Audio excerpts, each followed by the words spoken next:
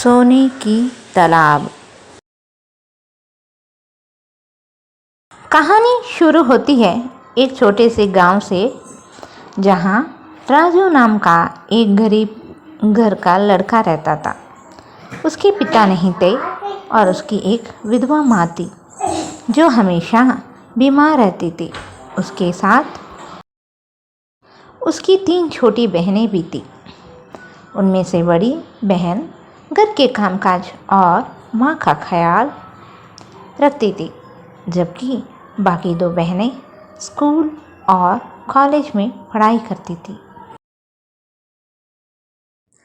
तीनों बहनों में सबसे बड़ी वाली ने अपने घर की हालत को देखकर अपना पढ़ाई रोक दिया था, पर राजू किसी तरह चाहता था कि उसकी और 2 बहनें अच्छे से पढ़ लिख कर कुछ बने। राजू का गांव बहुत ही पिछड़ा हुआ था, लेकिन फिर भी राजू अपनी बहनों की पढ़ाई पर बहुत ध्यान देता था। वह हमेशा कहता, तुम्हें कितनी भी मुश्किलें आए, अपनी पढ़ाई मत छोड़ना। मैं किसी भी हालत में तुम्हें पढ़ाऊँगा। मैं और तुम्हारी बड़ी बहन पढ़ नहीं सके, पर तुम दोनों अच्छे से पढ़ लिख कर बड़े अधिकारी बनना। राजू की दोनों बहनें भी मन लगाकर पढ़ाई करती।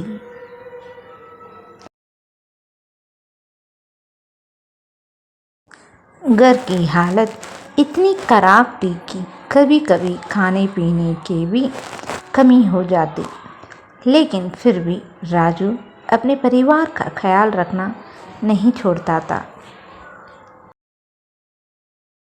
उसी गांव में रहने वाला एक और लड़का था जिसका नाम मोहन था। मोहन राजू का बचपन का दोस्त था। मोहन अपने परिवार का इकलौता बेटा था और अपने माता पिता के साथ आराम से रहता था। उसका परिवार ना तो बहुत अमीर था और ना ही बहुत गरीब। मोहन के पिता सरकारी अधिकारी थे, लेकिन पैर में चोट लगने की वजह से उन्हें नौकरी छोड़नी पड़ी और तब से वे घर पर ही रहते थे।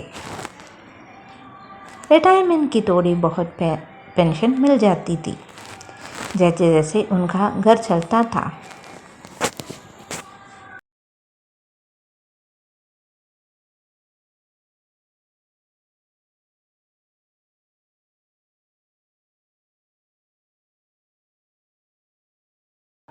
जब मोहन अपने दोस्तों के साथ खेलता था तो राजू को देखता और उसका मन दुखी हो जाता। राजू दिन रात मेहनत करता, अपने परिवार का पेट पालने के लिए जंगल में लकड़ियाँ काटता। मोहन को राजू की यह मेहनत देखकर बहुत बुरा लगता था।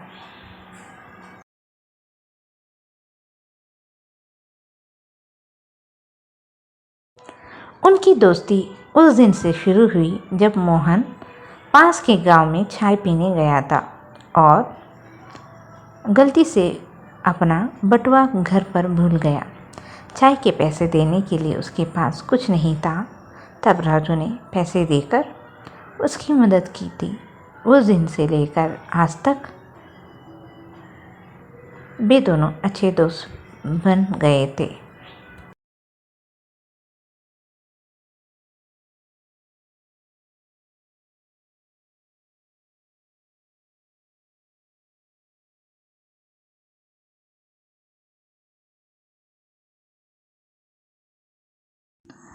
राजू हर रोज़ जंगल में जाकर लकड़ियाँ काटता और फिर उन्हें बाज़ार में बेचने ले जाता। इस तरह से उसे अपने घर चलाने के लिए पैसे मिल जाते थे। मोहन को लकड़ियाँ काटने की ज़रूरत नहीं थी, लेकिन फिर भी राजू से दोस्ती होने के बाद वह भी उसके साथ जंगल में लकड़ियाँ काटने जाने लगा। इससे मोहन के परिवार की कुछ पैसों की ज़रूरतें भी पूरी हो जाती थी।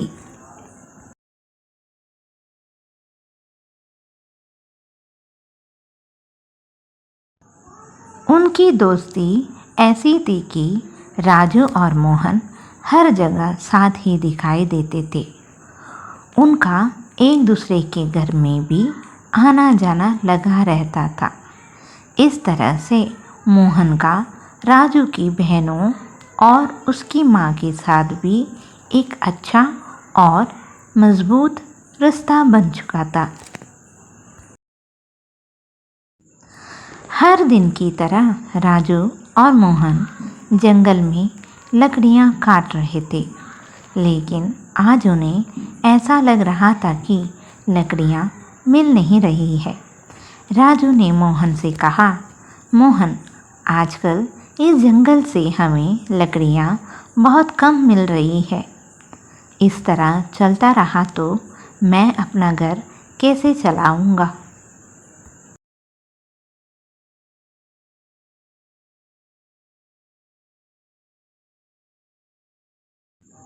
राजू को परेशान देखकर मोहन ने कहा, यार, मैं एक जंगल जानता हूँ, लेकिन वहाँ कोई इंसान आता जाता नहीं है। कहते हैं कि उस जंगल में भूतिया रहती है। राजू ने पूछा, वो जंगल कहाँ है? मुझे बताओ, चाहे कुछ भी हो, मैं वहाँ जाने को तैयार हूँ।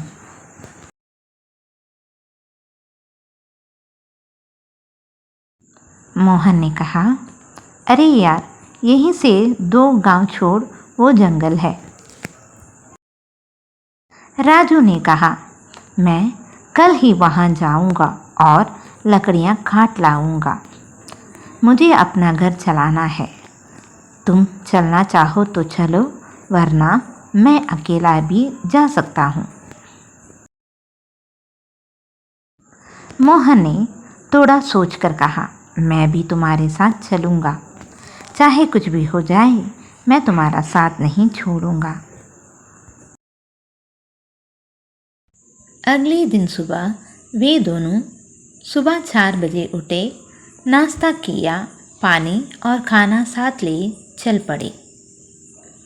जैसे ही वे जंगल में प्रवेश करते हैं, उन्हें वहाँ बहुत सारी लकड़ी मिलती है, लेकिन पड़ोसी गांव के लोग उन्हें चेतावनी देते हैं। कुछ लोग कहते हैं, बच्चों, उस जंगल में मत जाओ, वहाँ बहुत खतरनाक भूत है। वहाँ जाना आपके लिए ठीक नहीं है। लेकिन राजू और मोहन अपने परिवार की हालत को देखते हुए किसी की नहीं सुनते और जंगल में चले जाते हैं। समय बीतता गया और वे बिना किसी डर के लकड़ी काटते रहे। एक धूप भरी दिन में वे बहुत थक गए थे और उनका खाना और पीना खत्म हो गया था। मोहन ने कहा, मुझे पानी चाहिए, मैं बहुत थक चुका हूँ। दोनों पानी की तलाश में निकल पड़े। उन्होंने जंगल के बीचों बीच पहुंचकर एक छोटी पहाड़ी देखी और उसके पास एक तालाब था जिसमें पानी चमक रहा था जैसे सोना। मोहन, जो बहुत प्यासा था, ने अपनी बोतल उस तालाब में डाली। पानी में डालते ही वह सोने में बदल गया। वे दोनों हैरान रह गए और समझ नहीं पाए कि यह क्या हो रहा है। मोहन ने कहा, मुझे तुम्हारी बोतल दो, देखते हैं क्या होता है। जब उसने अपनी बोतल तालाब में डाली तो वह भी सोने का रंग में बदल गया। राजू ने कहा, ये क्या हो रहा है? यह पानी कैसे सोने में बदल गया है? दोनों दोस्त डर गए थे। राजू ने एक पेड़ की शाखा उठाई और उसे तालाब में डाला। शाखा भी सोने में बदल गई। वे हैरान थे और सोचने लगे कि क्या यह सच में हो रहा है।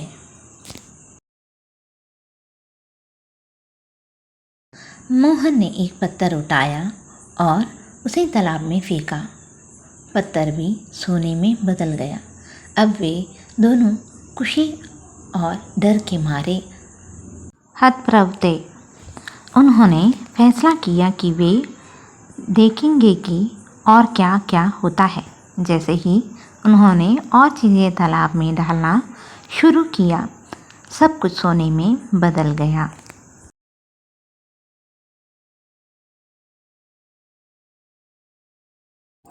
उन्हें जो कुछ भी मिला, उन्होंने उसे पानी में डालकर सोना बना लिया।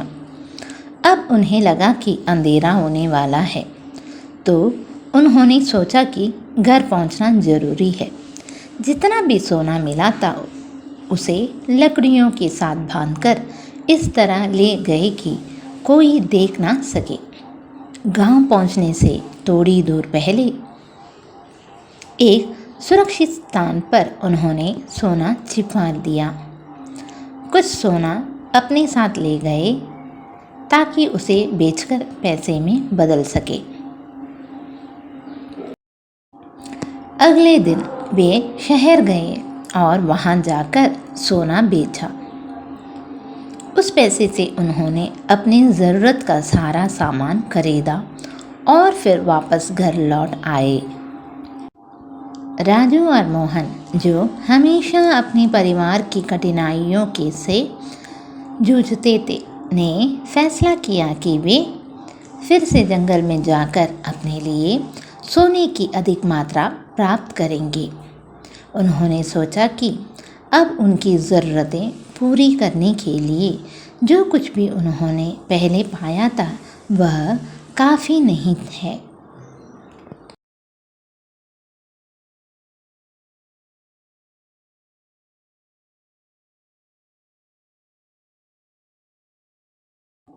जब वे अपने घर लौटे तो उन्होंने अपने द्वारा प्राप्त लकड़ियों और अन्य चीज़ों को एक गुप्त स्थान पर छुपा दिया। वह स्थान केवल राजू और मोहन को पता था।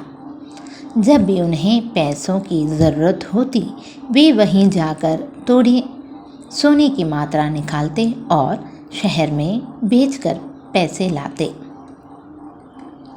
धीरे धीरे उन्होंने सोने से पैसे जुटाकर अपने परिवार की ज़रूरतें पूरी की। लेकिन अब उन्होंने सोचा कि इस बार उन्हें बहुत सारा सोना लाना है ताकि वे अपना खुद का व्यापार शुरू कर सके।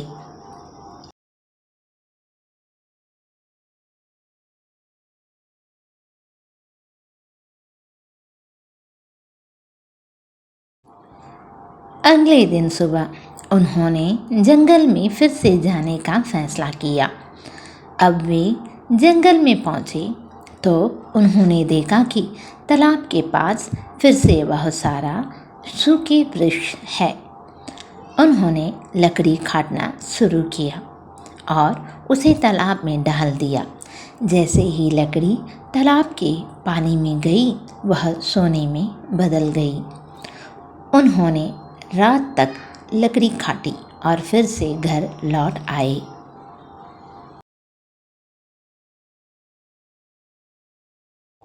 अब वे धीरे धीरे पैसे इकट्ठा कर रहे थे और राजू ने एक कपड़ा फैक्ट्री बनाने का फैसला किया। राजू और मोहन ने मिलकर एक बड़ी फैक्ट्री की स्थापना की और उन्होंने गांव के कई लोगों को रोज़गार दिया। समय बीतने के साथ उनकी कंपनी ने बहुत कुछ प्रदर्शन किया और वे अब अच्छे पैसे कमा रहे थे।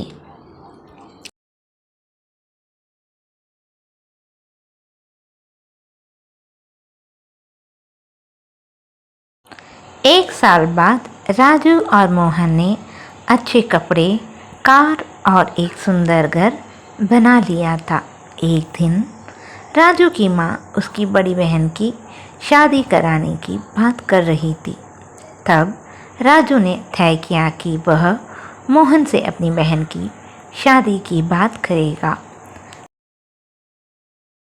अगले ही दिन राजू ने मौका देखकर मोहन से अपनी बड़ी बहन से शादी करने की बात कही। उसने कहा, यार मोहन, मैं चाहता हूँ कि हमारी दोस्ती रिश्तेदारी में बदले। अगर तुम्हें एतराज़ ना हो तो क्या तुम मेरी बड़ी बहन से शादी करोगे? क्योंकि मुझे लगता है तुमसे अच्छा लड़का मैं अपनी बहन के लिए नहीं ला सकता। मोहन सोच में पड़ गया, क्योंकि उसने कभी ऐसा सोचा नहीं था कि कभी राजू उससे ऐसी बात कहेगा। कुछ देर सोचने के बाद मोहन ने कहा, मैं कल ही अपने परिवार के साथ तुम्हारे घर आता हूँ।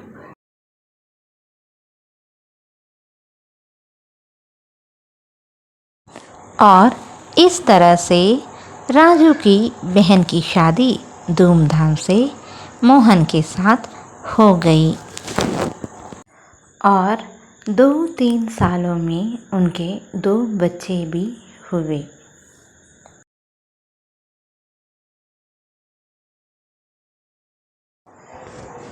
इसी बीच राजू की दूसरी बहन की भी पढ़ाई पूरी हो गई। अब उसकी शादी की बातें भी होने लगी। उसका रिश्ता एक बड़े बिजनेसमैन से तय होता है और वह भी धूमधाम से शादी करके ससुराल चली जाती है।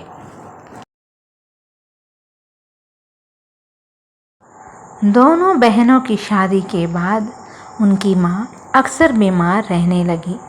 राजू ने उनका इलाज बड़े अस्पतालों में करवाया। अब वह कुछ हद तक स्वस्थ थी, पर अब उन्हें राजू और उनकी छोटी बेटी की चिंता होने लगी कि उनके बाद इनका क्या होगा। इसी चिंता में राजू की माँ हमेशा राजू से कहते रहती कि शादी कर ले, पर राजू उनकी एक नहीं सुनता। तब राजू की माँ ने मोहन के घर जाकर राजू से शादी की बात करने को कहा। मोहन ने भी राजू को अपने घर बुलवा लिया। तब राजू ने कहा कि वह शादी के लिए तैयार नहीं है, क्योंकि वह अपनी ज़िंदगी में और भी बहुत कुछ करना चाहता है। लेकिन मोहन ने और उसकी पत्नी ने राजू को समझाया कि वह शादी के बाद भी जो चाहे कर सकता है। वह किसी लड़की से शादी करके भी ज़िंदगी में तरक्की कर सकता है। उनकी बातों ने राजू को सोच में डाल दिया। कुछ देर सोचने के बाद राजू ने कहा, मैं शादी करने को तैयार हूँ, पर मैं किसी गरीब लड़की से शादी करना चाहता हूँ, जिससे उसका और उसके परिवार का भी भला हो सके।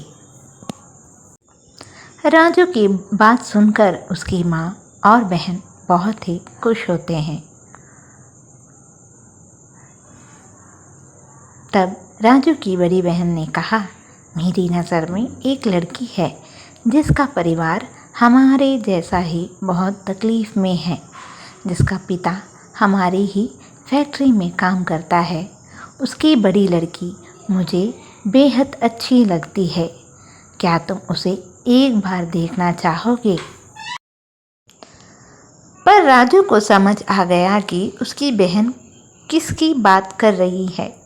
उस लड़की को राजू ने कई बार अपने पिता के लिए भोजन लाते हुए देखा था।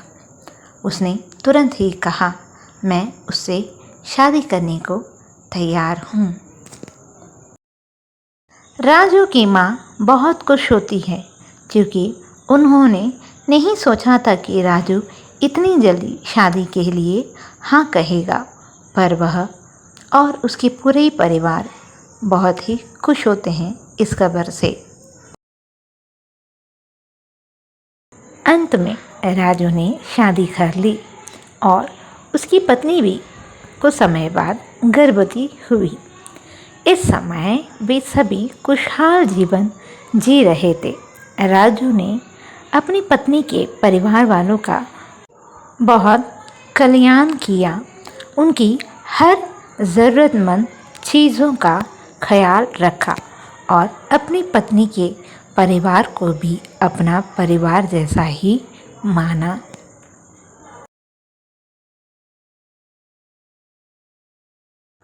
राजू की शादी के बाद अब वह भी अपनी ज़िंदगी में व्यवस्थित हो चुका था।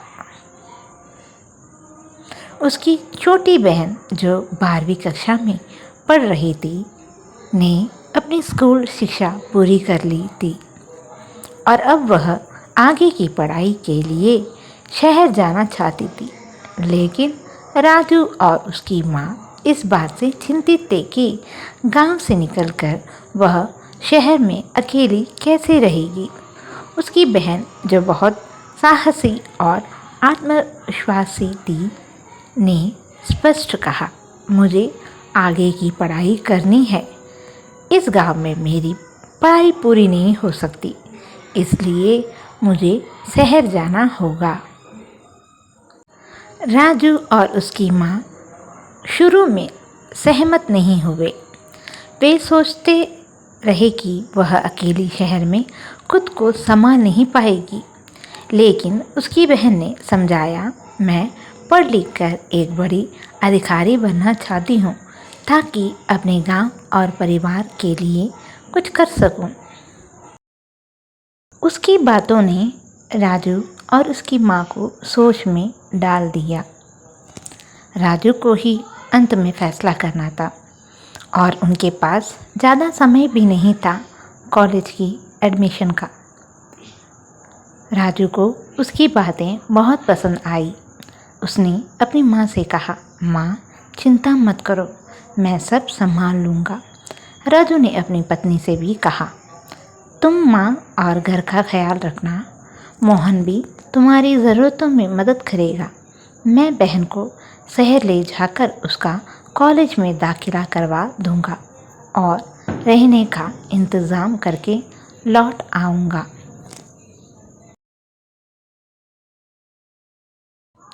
अगले ही दिन राजू अपनी बहन को लेकर शहर गया। वहाँ उसने बहन का एक बड़े कॉलेज में दाखिला करवाया और उसके रहने के लिए हॉस्टल का प्रबंध किया। उसकी हर ज़रूरतमंद चीज़ों का ख्याल और ध्यान रखते हुए उसने सारा काम किया। उसके बाद उसने अपनी बहन से कहा,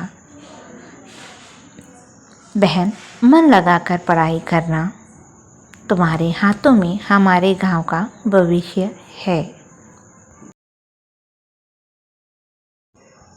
अपनी बहन से अलविदा लेते हुए राजू फिर गांव वापस लौट आया। उसकी बहन ने भी मन लगाकर अपनी पढ़ाई शुरू कर दी। गांव लौटकर राजू ने महसूस किया कि अब उसकी ज़िंदगी में सब कुछ ठीक है। भगवान ने उसे सब कुछ दिया है, अब उसे अपने गांव वालों के लिए भी कुछ करना चाहिए। इसी सोच के साथ राजू ने अपने गांव के विकास के लिए आगे की योजनाएं बनाने की ठानी। राजू ने इस सोच के बारे में मोहन से भी विचार विमर्श किया। देखा जाए तो शुरुआत के दिनों में जब राजू और मोहन अपनी तरक्की कर रहे थे, उनकी तरक्की को देखकर गांव के लोग तरह तरह की बातें कर रहे थे।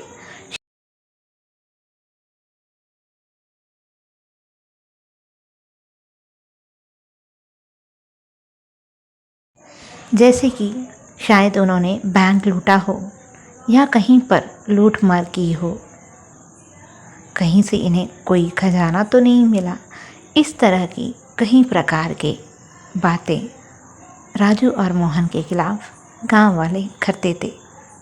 लेकिन जैसे जैसे समय बीतता गया और राजू और मोहन की फैक्ट्री के कारण गांव के लोगों को नौकरियां मिलने लगी और अच्छी खासी तनख्वाह भी मिलने लगी, तो उनकी नज़रिया बदल चुकी थी राजू और मोहन के प्रति। गांव वाले उनके प्रति किस प्रकार के विचार रखते हैं, इसकी खबर राजू और मोहन को थी, पर उन्होंने कभी भी अपना प्रतिक्रिया उस पर नहीं दिखाया। पर अब गांव वाले उनकी तारीफ करने लगे और उनकी बहुत इज्जत भी होने लगी। उन्होंने देखा कि राजू और मोहन ने केवल अपनी भलाई नहीं की बल्कि गांव के अन्य लोगों की ज़िंदगी को भी बेहतर बनाया। अब गांव के युवा जो पहले बेरोज़गार थे, काम कर रहे थे और अपने परिवार का सहारा बन रहे थे।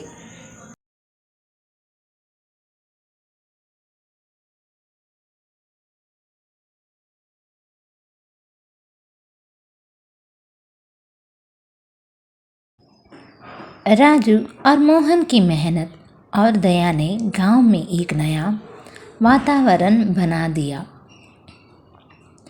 धीरे धीरे गांव में खुशहाली बढ़ी और लोग उनके प्रति अपनी धारणा बदलने लगे। अब राजू और मोहन को गांव के लोग हीरो मानने लगे थे, क्योंकि उन्होंने अपनी मेहनत और ईमानदारी से सब कुछ हासिल किया था।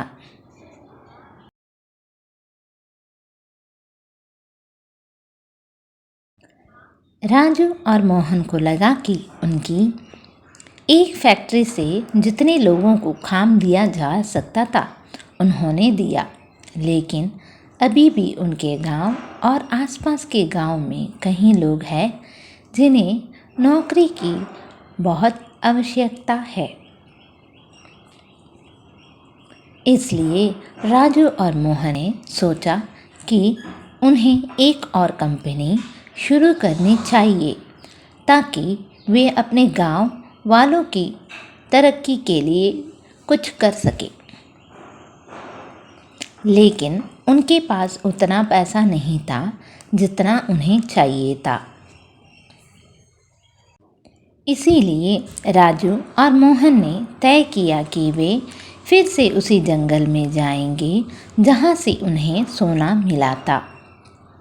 उन्होंने सोचा कि यदि वे तालाब से और सोना निकाल सके तो वे अपनी नई कंपनी की शुरुआत कर सकते हैं और अधिक लोगों को रोज़गार दे सकेंगे।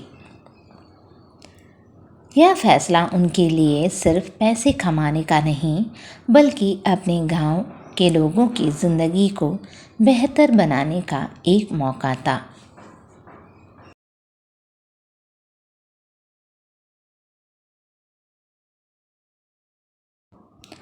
जैसे ही राजू और मोहन ने योजना बनाई वे जंगल की ओर निकल पड़े। उस दिन सुबह सुबह दोनों ने अपना काम जल्दी ख़त्म किया और अपने सामान के साथ जंगल की गहराई में जाने लगे। रास्ते में वे सावधानी से चलते रहे ताकि कोई उन्हें ना देख सके। उसी जंगल में सोमू नाम का एक लकड़हारा काम कर रहा था। सोमू ने देखा कि राजू और मोहन, जो अब काफ़ी पैसे वाले माने जाते थे, जंगल में जा रहे हैं। वह सोचने लगा, ये दोनों तो अब लकड़ी काटने का काम नहीं करते, उनकी खुद की फैक्ट्री है और उन्होंने गांव के कई लोगों को काम पर रखा है, फिर ये जंगल में क्यों आ रहे हैं?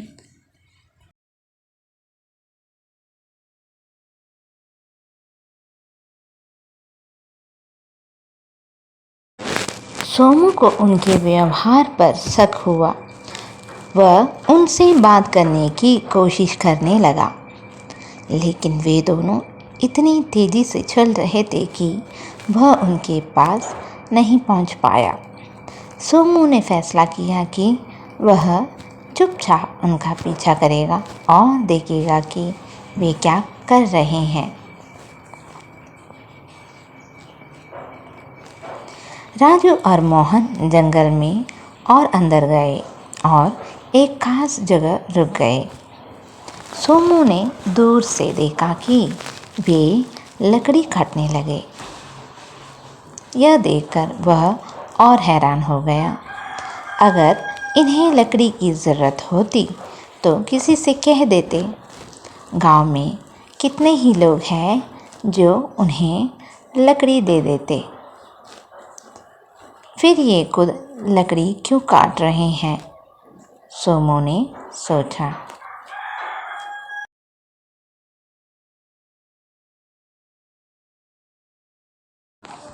इसी बीच राजू और मोहन ने कुछ लकड़ियों को काटकर तालाब में डालना शुरू किया।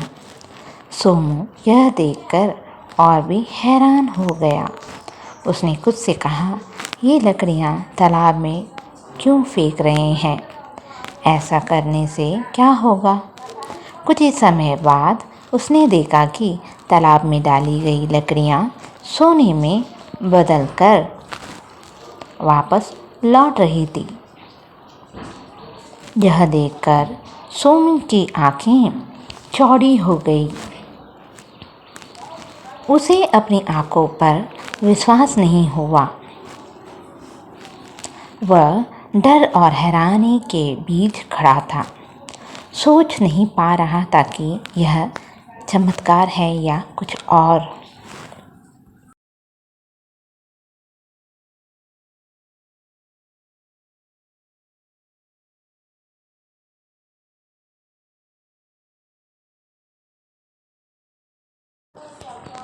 जब राजू और मोहन ने अपना काम खुद किया और जितना भी सोना मिला उसे बोरियों में बांधकर गाड़ी में डाल दिया।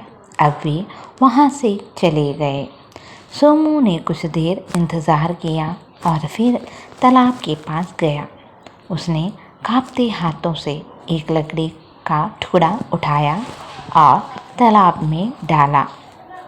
चमत्कारी रूप से लकड़ी सोने में बदल गई और उनके पास लौट आई।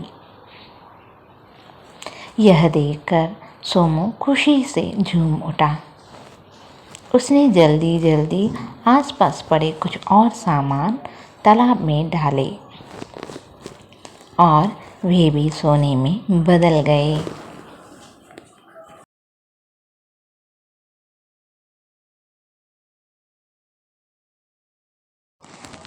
सोमू ने सारा सोना इकट्ठा किया और बोरियों में भरकर अपने घर की ओर चल पड़ा। रास्ते भर उसके दिमाग में बस एक ही बात चल रही थी, अब मैं भी अमीर बन सकता हूँ। अब मुझे मेहनत करने की ज़रूरत नहीं है। जैसे ही वह घर पहुँचा, उसने दरवाज़ा बंद किया और अपनी पत्नी को बुलवाकर सारी बातें बताई। उसकी पत्नी पहले तो विश्वास नहीं कर पाई, लेकिन जब उसने सोने की बोरियां देखी तो वह भी खुशी से झूम उठी। सोमू ने अपनी पत्नी को इस रहस्य को गुप्त रखने की सख्त हिदायत दी।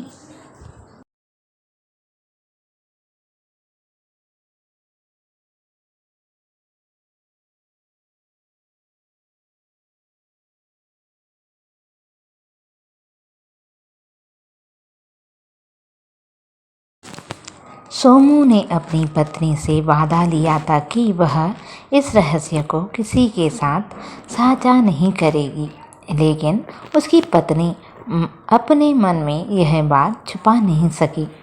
उसने यह पूरी बात अपनी माँ को बता दी। जैसे ही उसकी माँ को यह सब पता चला, उसने अपने बेटे और बहू को भी इस बारे में जानकारी दे दी। धीरे धीरे यह खबर उनके रिश्तेदारों के बीच फैलने लगी। हर कोई सोमू के पास आकर कहने लगा, हमें भी वह तालाब दिखाओ, हमें भी थोड़ा सोना बना लेने दो।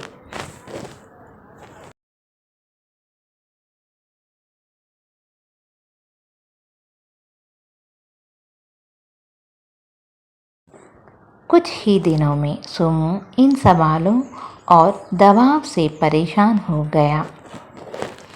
उसने कहा, ठीक है, चलो मैं सबको तालाब दिखा देता हूँ। लेकिन सोमू को यह अंदाज़ा नहीं ताकि यह खबर आग की तरह पूरे गांव में फैल चुकी थी। इतनी ही नहीं, बगल के गांव में भी हर किसी की नज़र अब सोमू और उसके रहस्य पर ही था।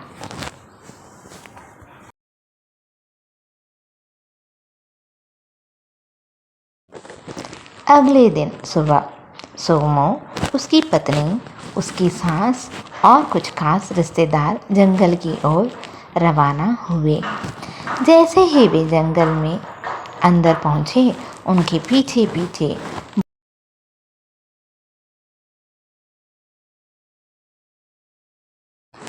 पूरा गांव भी वहां आ गया। उसी समय राजू और मोहन अपनी फैक्ट्री जा रहे थे, लेकिन फैक्ट्री में कोई काम नहीं हो रहा था। एक बूढ़े आदमी ने उन्हें बताया, गांव के सभी लोग जंगल की ओर गए हैं। यह सुनकर राजू और मोहन को चिंता हुई, क्योंकि उस जंगल में सोने का तालाब था। वे जल्दी जल्दी जंगल की ओर निकल पड़े।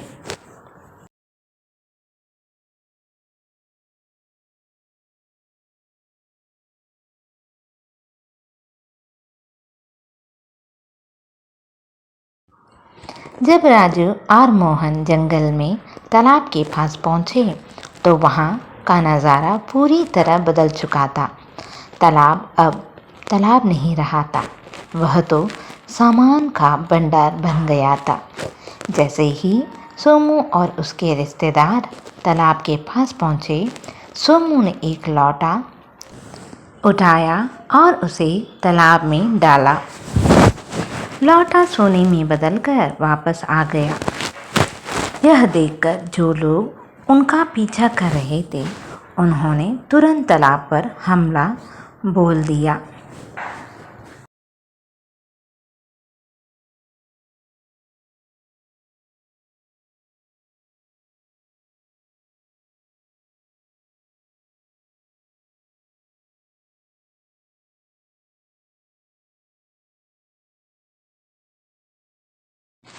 गांव वाले ने जो भी सामान साथ लाए थे, सब एक साथ तालाब में डालना शुरू कर दिया।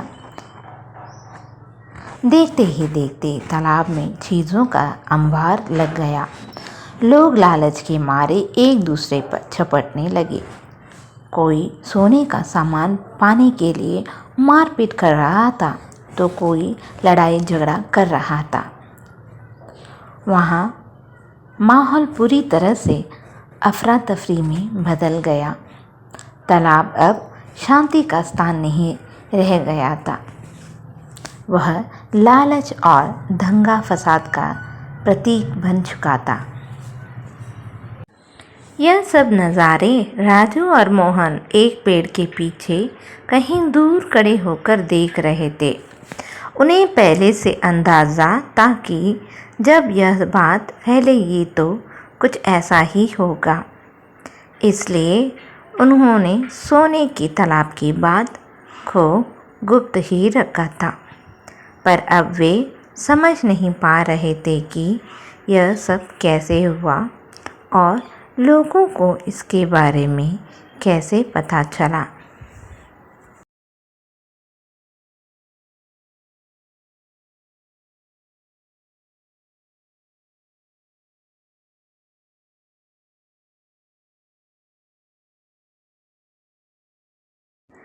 यही सब बातें वे दोनों सोच ही रहे थे कि अचानक तालाब में पड़ी वस्तुएं जो सोने में बदली हुई थी, अब अपनी असली रूप में लौटने लगी।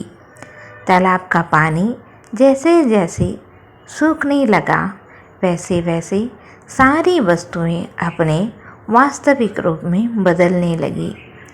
यह देख वहाँ के लोग भी घबरा गए। जो लोग सोने की वस्तुएं लेकर जा रहे थे, उनके हाथों में वही वस्तुएं अब फिर से अपनी असली रूप में आ चुकी थी।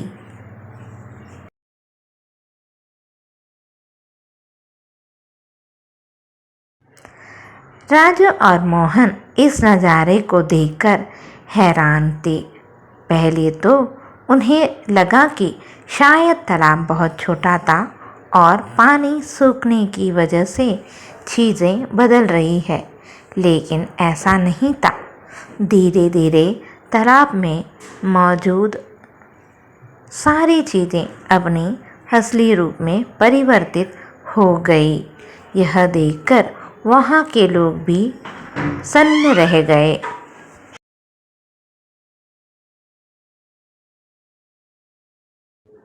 जो लोग पहले झगड़ा और मारपीट कर रहे थे, वे सब शांत खड़े हो गए। हर कोई बस यह पूछ रहा था, यह क्या हो रहा है? यह चीज़ें अपनी असली रूप में कैसे लौट रही है? कुछ ही देर में सारा सोना गायब हो गया और तालाब की जगह सिर्फ ज़मीन बची थी। ऐसा लग रहा था जैसे वहाँ कभी कोई तालाब था ही नहीं।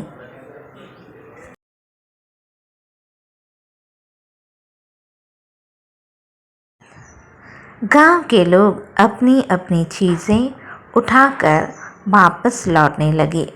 उन्हें लगा कि शायद सोमू ने उनसे झूठ कहा था। वे उसे कोसते और डरते हुए घर लौट आए। सोमू भी अपने परिवार के साथ कुछ देर वहीं खड़ा रहा। उसकी सास और पत्नी बहुत निराश लग रही थी। आखिरकार वे भी मायूस होकर घर लौट गए।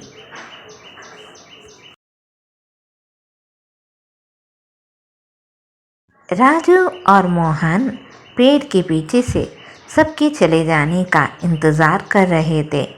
जैसे ही जंगल खाली हुआ, वे धीरे धीरे तालाब के पास पहुँचे। वहाँ का हाल देखकर वे बेहद दुखी हो गए। मोहन ने कहा, यार, शायद हमारी जो भी संपत्ति थी और इतनी भी सोना हमने इकट्ठा किया था, वह सब भी अब अपनी असली रूप में लौट चुका होगा। लगता है हम फिर से गरीबी में लौट जाएंगे।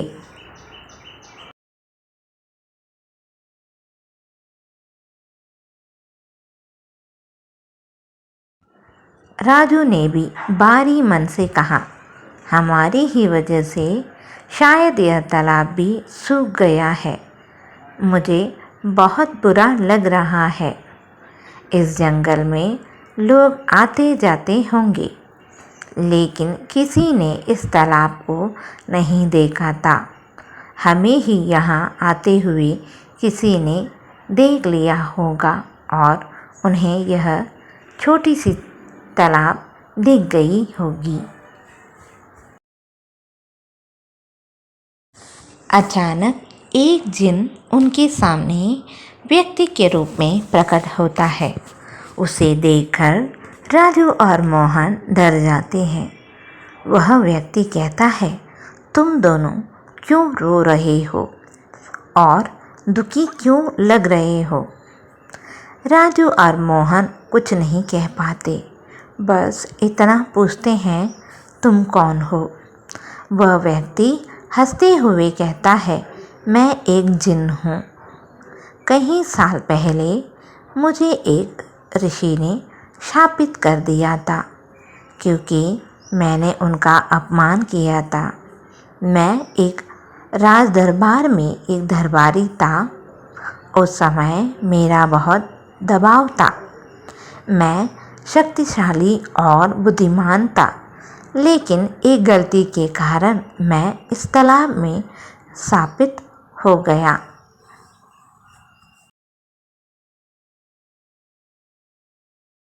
जिन आगे कहता है कि मैं कई सालों से इस तालाब के सूखने का इंतज़ार कर रहा था, लेकिन यह तालाब बहुत ही बड़ा और यहाँ पर धूप भी नहीं पड़ती, इसलिए ये कभी सूखा ही नहीं। ऊपर से इतना बड़ा जंगल जहाँ कोई ज़्यादा आता जाता नहीं था। जब कोई आता जाता तो मैं उसे डराने के लिए तरह तरह की आवाज़ें निकालता था, जिससे लोग डर जाते थे और समझते थे कि यहाँ कोई भूत रहता है। जिनको लगा था कि डराने से इस जंगल को साफ किया जाएगा और थोड़े ही समय में यह तालाब भी सूख जाएगी, पर जिन ने जैसा सोचा वैसा हुआ नहीं था। उल्टे लोग डर के मारे जंगल में आना ही लोगों ने छोड़ दिया था। फिर मैंने अपना तरीका बदल लिया और जब तुम दोनों पहली बार मेरे पास आए तो मैंने तुम्हें लालच दिया, पर तुम दोनों इतने अच्छे थे कि इतने सालों में कभी भी इस पानी को सूखने नहीं दिया। जिन ने सोचा इन दोनों को लालच में फंसाकर बाकी लोग भी यहाँ आना शुरू करेंगे, थोड़े ही दिनों में ये जो बचा कुचा पानी था तालाब पर वह भी सूख जाएगा, पर ऐसा हुआ नहीं था। फिर जिन आगे कहता है, तुम दोनों ने सिर्फ अपना ही नहीं बल्कि अपने गांव वालों का भी भला सोचा। तुमने सोने को उतना ही उठाया जितनी तुम्हारी आवश्यकता थी और बाकी सोना तुमने कभी अपने लिए नहीं रखा। तुमने अपने गांव वालों को अच्छे वेतन दिए और उनका जीवन बेहतर किया। मुझे तुम दोनों की सारी बातें पता है, पर मैं तुम्हारे गांव वालों से नाराज़ हूँ क्योंकि उनके लालच ने मुझे बहुत दुखी किया। यही वजह थी कि मैंने सब सोने की चीज़ों को उनके असली रूप में बदल दिया।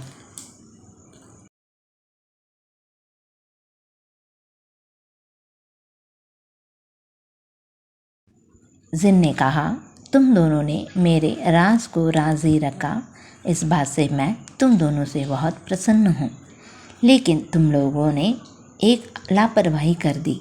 तुम्हारे पीछे पीछे एक आदमी तुम लोगों का पीछा करते करते यहाँ तक पहुँच गया और उसने तुम दोनों को देख लिया था। उसी ने जाकर अपने गांव में सबको यह बात बता दी, जिसके कारण पूरा गांव इस तालाब तक आ गया। इसी वजह से आज यह तालाब सूख गया है और मैं आज़ाद हो गया हूँ।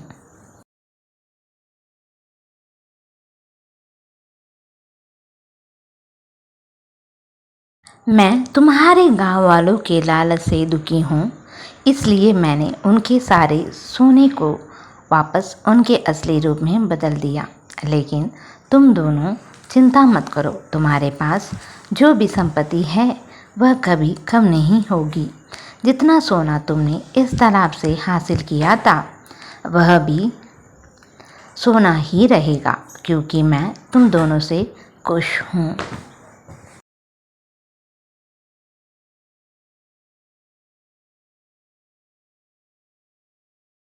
जिन आगे कहता है, लेकिन मैं चाहता हूँ कि तुम दोनों अपने गांव वालों का भला करो। आज मैं उनके कारण ही आज़ाद हूँ, पर उनके लालच को बढ़ावा देना सही नहीं होगा।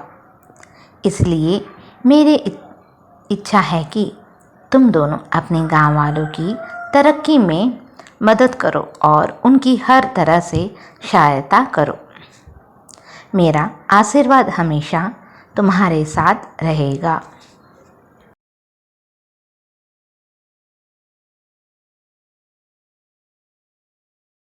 जिनकी बातें सुनने के बाद राजू और मोहन ने जिनसे अपनी गलती के लिए माफ़ी मांगी और उससे वादा किया कि वे हमेशा सबकी भलाई करेंगे और अच्छे इंसान बनकर रहेंगे। यह सुनकर जिन उन्हें आशीर्वाद देता है और वहाँ से गायब हो जाता है। राजू और मोहन कुछ देर तक वहीं खड़े एक दूसरे को देखते रहे और मन में उनके कई सारे सवाल भी चल रहे थे। उन्हें ये भी समझ नहीं आ रहा था कि वे खुश हो या दुखी। राजू और मोहन घर पहुंचने से पहले ही यह खबर जैसे पहले गांव वालों में फैली थी, वैसे ही अब उनके घर वालों को भी पता चल गई। घर में सब लोग एक जगह इकट्ठे हुए थे। राजू और मोहन ने उन्हें अपनी पूरी कहानी सुनाई। कैसे उन्होंने इतनी दौलत पाई, किस तरह से उन्हें सोना मिला और उन्होंने ज़िंदगी में तरक्की की। उन दोनों की बात सुनने के बाद घर वाले बहुत खुश हुए। उनके माता पिता ने कहा, हमें तुम दोनों पर गर्व है। इसके बाद राजू ने कहा, मैं अब गांव वालों का कुछ भला करना चाहता हूँ। मैं एक और फैक्ट्री खोलूँगा ताकि आसपास के सभी बेरोज़गारों को नौकरी मिल सके और उन्हें अच्छा वेतन भी मिलेगा।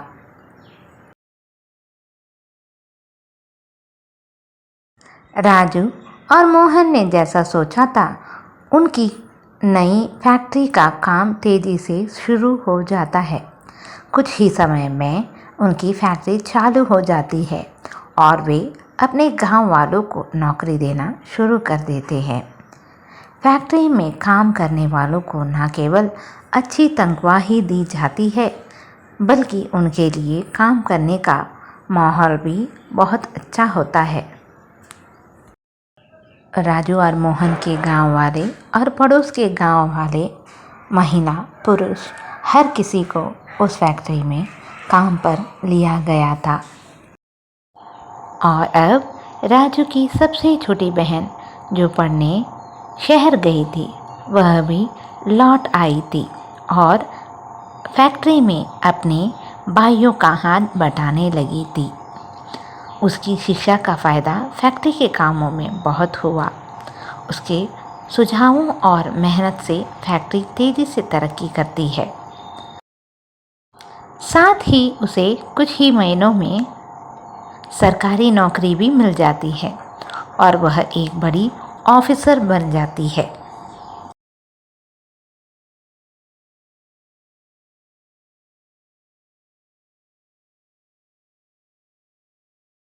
अब राजू और मोहन चाहते थे कि फैक्ट्री से जो मुनाफा हुआ उसमें से एक बड़ा हिस्सा गांव के विकास में लगाना ठीक होगा। इसलिए उन्होंने गांव में नए कुएं खुदवाए ताकि किसानों को सिंचाई के लिए पानी मिल सके। जगह जगह पर कुएं की खुदवाई का काम शुरू हो गया था। इसके साथ अस्पताल और सरकारी स्कूलों की नींव रखी ताकि हर परिवार को अच्छी स्वास्थ्य सेवाएं और शिक्षा मिल सके। इन सरकारी प्रोजेक्ट्स में जो कागजी कार्यवाही होती थी उसे उसकी छोटी बहन संभालती थी। सरकारी नौकरी में होने के कारण वह हर औपचारिकता को जल्दी और सही तरीके से पूरा करती थी।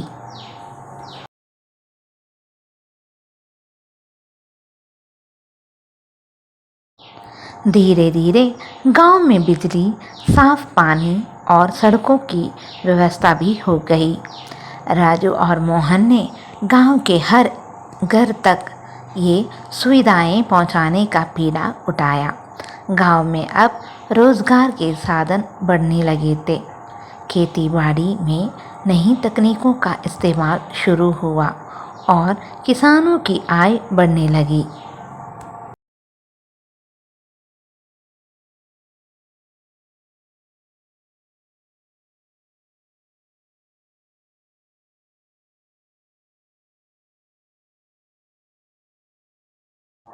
राजू और मोहन ने गांव के बच्चों की शिक्षा के लिए एक छात्रवृत्ति योजना भी शुरू की।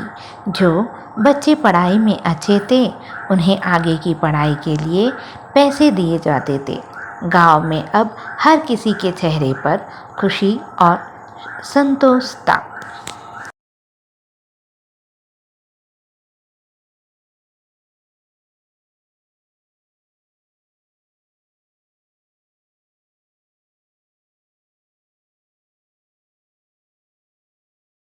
राजू का परिवार भी अब बेहद खुशहाल था।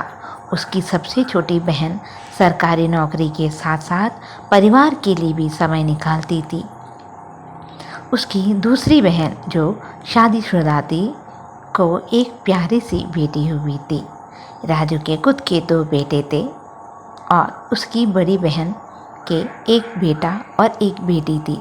उनकी माँ, जिनका स्वास्थ्य पहले कमज़ोर था, अब आराम से जीवन जी रही थी। पूरा परिवार साथ में त्यौहार मनाता और हर दिन एक नई उम्मीद लेकर जीता।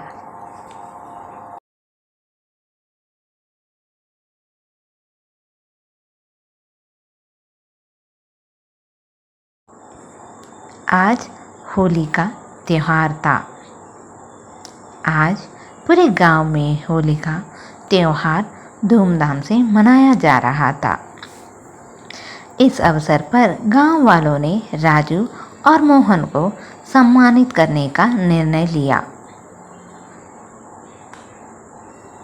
जब सभा लगाई गई थी, तब सभा में राजू ने बड़े ही खुले दिल से अपनी कहानी सबके सामने साझा की। उसने कहा, भगवान के आशीर्वाद से हमें बहुत कुछ मिला।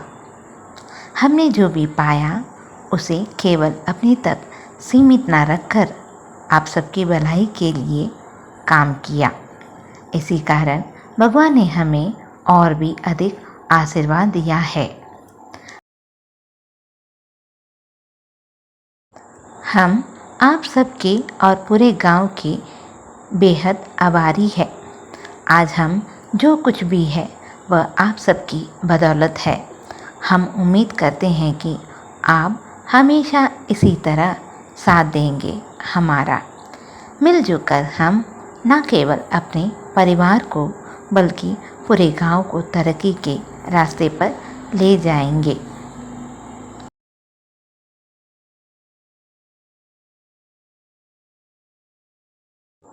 राजू के साथ मोहन भी वहीं खड़े रहता है और राजू का साथ देता है।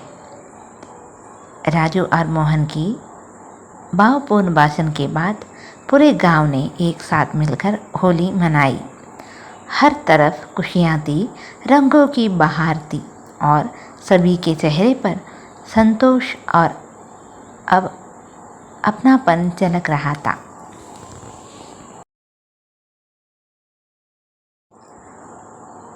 और इसी प्रकार राजू, मोहन और उसके परिवार के साथ पूरा गांव एक दूसरे का साथ निभाते हुए खुशहाल ज़िंदगी बिताने लगे।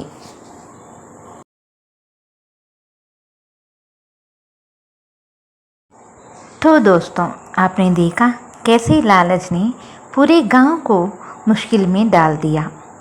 लेकिन क्या आपने ध्यान दिया कि ईमानदारी और दूसरों की मदद का रास्ता ही असली सफलता का आधार है। अगर आप उस जादुई तालाब की जगह होते तो क्या करते? क्या आप भी अपनी ज़रूरत के हिसाब से सिमट जाते या लालच में फंसकर सब कुछ खो देते? याद रखिए, जो हमारे पास है उसे सही तरीके से इस्तेमाल करना और दूसरों की भलाई का सोचना ही असली खुशी और तरक्की लाता है। सोचिए और अपने दिल से इसका जवाब दीजिए। तो दोस्तों, अगर आपको हमारी कहानी पसंद आई हो तो हमारे चैनल को सब्सक्राइब करना ना भूलें। आपके सब्सक्राइब करने से हमें और भी अच्छी कहानियाँ लाने की प्रेरणा मिलती है। साथ ही हमारी नई वीडियोस की अपडेट्स सबसे पहले पाने के लिए बेल आइकन ज़रूर दबाएं। आपके सपोर्ट से ही हम आगे बढ़ते हैं।